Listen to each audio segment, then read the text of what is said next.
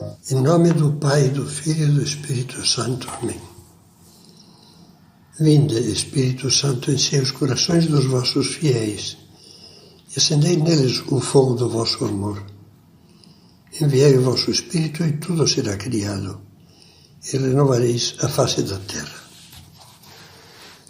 Vamos meditar hoje mais duas atitudes humildes, brevemente. Para serem vistos pelos homens. Jesus falou várias vezes de uma manifestação de orgulho que estraga até as nossas melhores ações. O desejo de sermos vistos, admirados, apreciados e louvados pelos outros. Cristo referia-se com frequência aos fariseus, que exibiam as suas orações e as boas obras para ficarem bem com a plateia, para serem vistos pelos homens, dizia. A nós, pelo contrário, ele nos pede: guardai-vos de praticar as vossas boas obras diante dos homens para serdes vistos por eles. De outra forma, não recebereis a recompensa do vosso Pai que está nos céus. Que preocupação temos com a nossa imagem! E como nos aborrece e até nos deprime saber que não pensam de nós como gostaríamos, que nos criticaram, que interpretaram mal algumas das nossas palavras ou das nossas intenções. Hoje é muito fácil cair nessa doença, que é mera vaidade, soberba, especialmente no ambiente das redes sociais, onde todos os participantes ficam expostos como numa vitrine. Deixamos de ser nós mesmos. Facilmente nos tornamos os fantoches da opinião da rede. A vaidade ferida leva-nos então a falsificar-nos, a viver alucinados com a preocupação de nos adequarmos a uma imagem que possa ser admirada pelo grupo. Jesus nos alerta: o importante não é o que os outros veem e julgam, muitas vezes com lentes deformadas, mas o que teu Pai, Deus, vê no escondido, no íntimo de ti. Ser autêntico para um filho de Deus consiste em pensar e agir com os olhos sempre fixos em Deus, não nas telas dos eletrônicos. Como é que Deus me vê? Só isso me interessa. Meu olhar, diz Deus, não é o dos homens. O homem vê a aparência.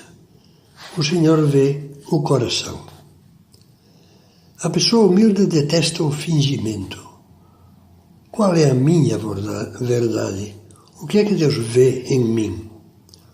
O que vê em mim as pessoas que me amam sinceramente? Isto é o que vale. A pessoa humilde liberta-se de vaidades tolas. Não se deixa escravizar pelo que os outros pensam. Não fica angustiada pela preocupação com a sua imagem. Sabe que Deus a vê com carinho, a ama com amor de pai e lhe estende a mão para ajudá-la e para lhe oferecer a sua misericórdia, sempre disposto a perdoar.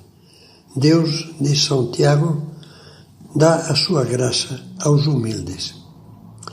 Essa humildade da alma sincera faz com que ela cultive uma das qualidades mais belas que um coração humano pode ter: a retidão, a pureza de intenção. A primeira vez que Jesus viu Natanael, aquele que seria o apóstolo Bartolomeu, ficou encantado com ele e não conteve um louvor. És um verdadeiro israelita em quem não há duplicidade. Não era como muitos de nós, um por dentro e outro por fora. Não tinha segundas intenções. São José Maria resume em poucas palavras o propósito que deveríamos tirar desta reflexão. Pureza de intenção. Tê-la sempre, se sempre e em tudo, só procuras agradar a Deus. Seremos capazes de nos decidirmos a fazer isso? Mais uma meditação que fala de humildade. A ignorância da mão esquerda. Na meditação anterior vimos que o fariseu não fazia coisas boas se não tinha público, ou que fazia só as imprescindíveis para manter a boa imagem. Agora vamos escutar Jesus que nos pede algo mais do que evitar essa vaidade externa. Quando deres uma esmola, não saiba a tua mão esquerda o que faz a tua direita. Entre a mão esquerda e a mão direita não há outro público possível senão o nosso coração. Jesus nos pede assim evitar até a vaidade interior, íntima. Quer dizer, a satisfação orgulhosa que temos quando a sós, no íntimo, ficamos nos gabando de como fizemos bem aquilo, como arrasamos naquela discussão, como conseguimos o que os colegas não conseguem, como somos bons e sem nódoa neste mundo corrupto. É o orgulho que, como sempre, presta culto de adoração ao nosso eu. Já pensamos que se Deus nos deixasse por um instante, cairíamos muito mais abaixo do que os piores pecadores? Mas há outro tipo de vaidade íntima, às vezes pior do que a presunção de que acabamos de falar. É o desânimo.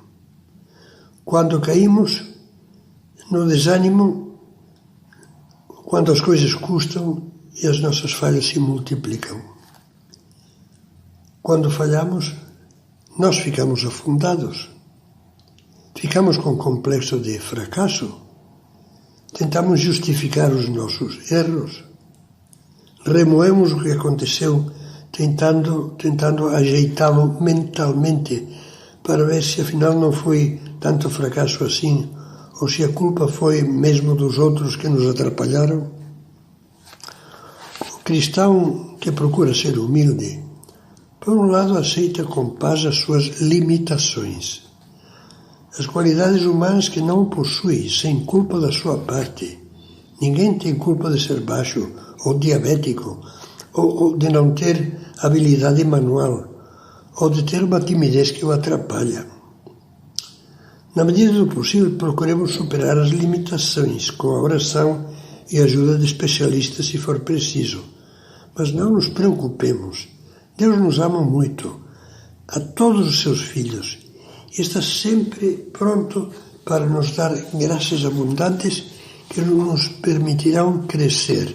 Sejam quais forem as nossas limitações involuntárias, nos farão crescer nas virtudes, fé, esperança, amor, justiça, temperança, fortaleza moral, etc.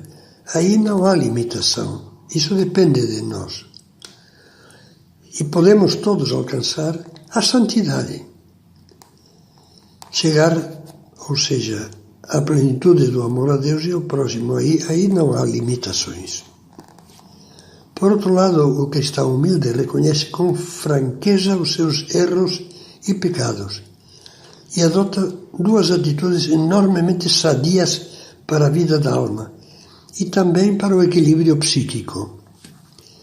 Pedir perdão a Deus e aos outros a quem ofendeu e fazer uma confissão sincera, com o propósito de começar a lutar pouco a pouco, com paciência, para melhorar na virtude contrária ao pecado cometido.